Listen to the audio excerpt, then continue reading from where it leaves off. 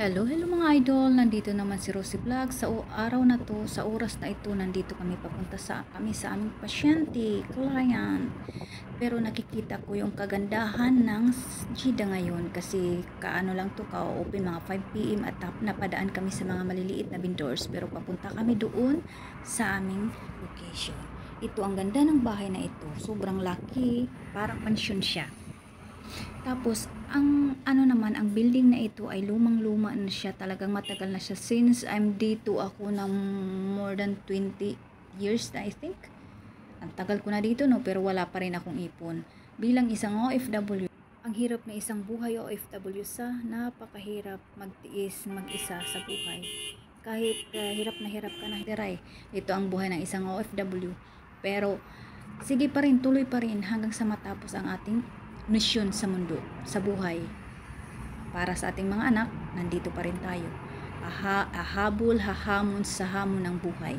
So, ito na yun, nandito na kami sa road ngayon, papunta sa aming location. Medyo hindi pa masyadong matraffic sa oras na ito, pero medyo kunting empty. Ito ang napakalaking tulay dito, sobrang laki ng tulay dito.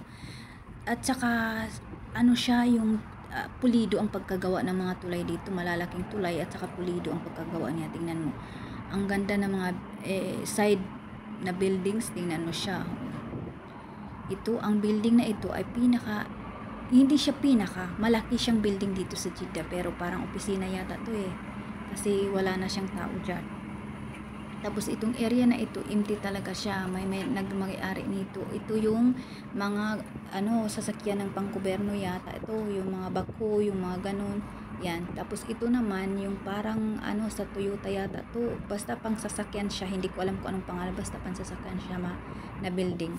Yung may-ari. So nandito na tayo ngayon. Nadadaanan na naman natin ang supermarket. Hyper Panda.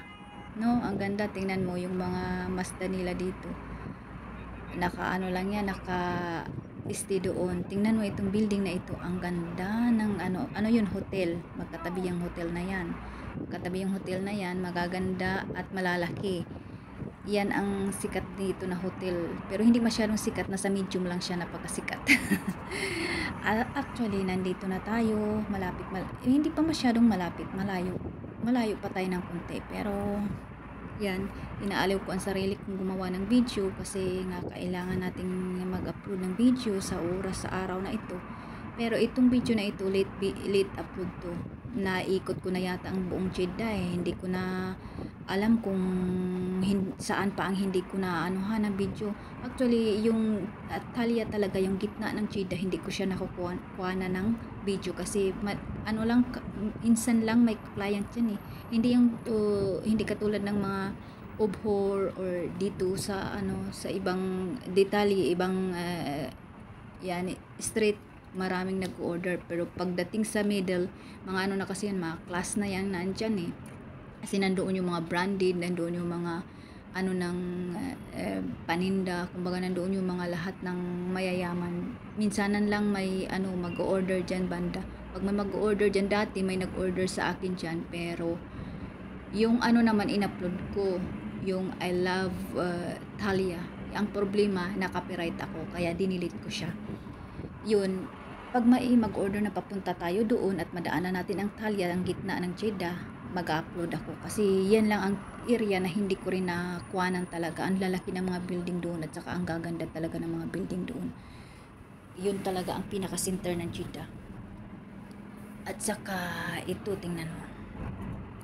Ang gaganda. Dito na lang ako. Maraming salamat.